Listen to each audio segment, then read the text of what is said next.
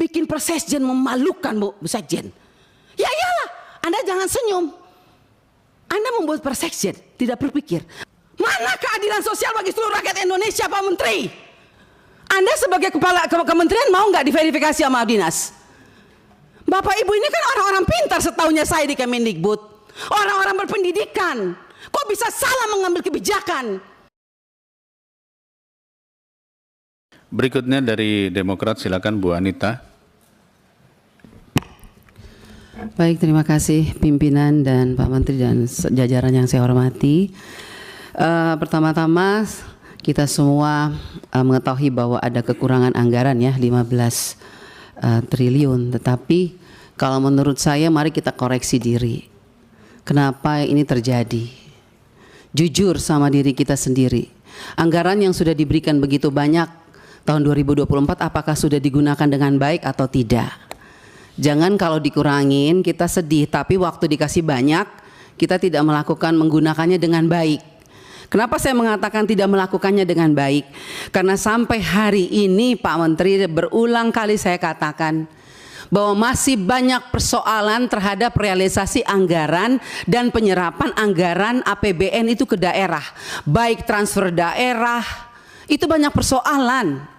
Mau masalah guru, sampai sekarang guru P3K yang sudah lolos P3K sampai sekarang belum dikasih SK. Provinsi NTT belum, mereka belum terima SK. Kedua, guru-guru daerah terpencil masih banyak yang belum terima juga tunjangannya. Ketiga, banyak bangunan-bangunan sekolah yang masih terbengkalai padahal dari 2021 anggarannya. Saya kasih contoh, di Kabupaten Kupang ada 17 sekolah bangunan yang dari 2001 sampai sekarang tidak terselesaikan. Mau lagi, kita lihat lagi. Dana-dana PIP. Nah, makanya kemarin saya mengatakan bahwa kalau KPK memberikan rekomendasi kepada Kemendikbud, harusnya Kemendikbud sadar. Karena apa, kami ini Dewan kami sudah bilang setiap rapat, banyak persoalan, lakukan pengawasan, laporkan kepada kami. Tapi kami tidak pernah didengar. Ya kan? Akhirnya sekarang KPK memberikan rekomendasi, baru seakan-akan Kemendikbud kayak kebakaran jenggot. Bahkan kami anggota pemangku kepentingan mau diatur sama Kemendikbud untuk melakukan verifikasi oleh dinas. Loh, Anda sebagai kementerian mau nggak dilakukan verifikasi sama dinas? Jangan suruh dinas, jangan suruh apa yang kita usulkan harus dilakukan verifikasi oleh dinas. Kita ini lembaga tinggi negara, wakil rakyat. Kita yang menentukan anggaran di Indonesia ini. Bagaimana kepala dinas bisa memverifikasi data yang kita berikan? Anda sebagai kepala kementerian mau nggak diverifikasi sama dinas? Bapak Ibu ini kan orang-orang pintar setahunya saya di Kemendikbud. Orang-orang berpendidikan. Kok bisa salah mengambil kebijakan? Bu Sekjen, Anda mengeluarkan Persesjen yang dimana poin nomor 3 dikatakan bahwa data yang direkomendasikan sebagaimana dimaksud pada huruf B diverifikasi oleh Dinas Pendidikan. Loh, kita ini pemangku kepentingan usulkan itu dari Dapodik sekolah. Dapodik itu harusnya kan, makanya tadi Pak Andre bilang, operator sekolah itu diperhatikan. Karena semua itu dari operator sekolah. Kepala sekolah aja kadang-kadang tidak tahu apa yang terjadi dilakukan oleh operator sekolah. Dinas Pendidikan juga nggak tahu.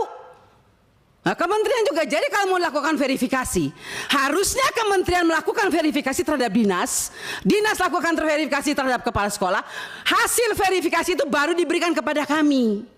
Itu jangan dibolak-balik. Bahkan saya minta Bapak Ibu pimpinan, kita ambilkan rekomendasi kepada KPK, periksa APBN yang ada di Kemendikbud. Karena ini banyak persoalan, PIP, KIP, dana BOS, banyak hancur ini. Tolong Ibu, saya minta Pak Pimpinan, kita berikan rekomendasi kepada KPK, periksa dari 2021, 2022, 2023. Nggak usah tambah anggaran kalau memang banyak korupsi, uang negara habis, bukan untuk rakyat. Saya marah Pak Menteri untuk sekian kalinya. Karena memang ini kenyataannya di lapangan. Jangan dong kita dibikin seperti anak kecil. Kok apa yang diusulkan kita mesti diverifikasi oleh Dinas Pendidikan? Anda mau nggak sebagai menteri diverifikasi oleh Dikbud, oleh dinas? Jangan aneh-aneh lah. Kalian tuh dipilih oleh presiden, harusnya berikanlah yang terbaik untuk rakyat. Semoga pembicaraan saya ini dilihat oleh presiden yang baru. Semoga presiden yang baru memperhatikan kinerja kementerian sekarang ini, memperhatikan eselon-eselon 1 yang sudah ada ini. Tidak memberikan solusi kepada negara, hanya membuat persoalan di daerah. Yang tertinggal tetap tertinggal, yang guru menangis tetap menangis. Bicara plafon digital, mana keadilan untuk daerah 3T? Enak daerah-daerah yang sudah ada internetnya diberikan terus, tapi kita yang daerah 3T yang tidak ada internetnya dibiarkan begitu saja. Mana keadilan sosial bagi seluruh rakyat Indonesia, Pak Menteri? Saya sangat kecewa. Kita sudah mau habis masa jabatan, Anda mungkin sebentar lagi habis, atau Anda lanjut, saya tidak tahu. Tapi saya puji Tuhan, Tuhan dan rakyat masih memilih saya kembali. Dan sampai ini, apapun yang terjadi, kita yang terpilih kembali, kita akan tetap memperjuangkan keadilan dan kebenaran untuk kemajuan anak negeri kita. Bukan untuk kita anggota dewan, bukan. Jadi jangan aneh-aneh punya pikiran negatif terhadap wakil rakyat. Semua data-data yang kita pilih itu adanya di Dapodik sekolah.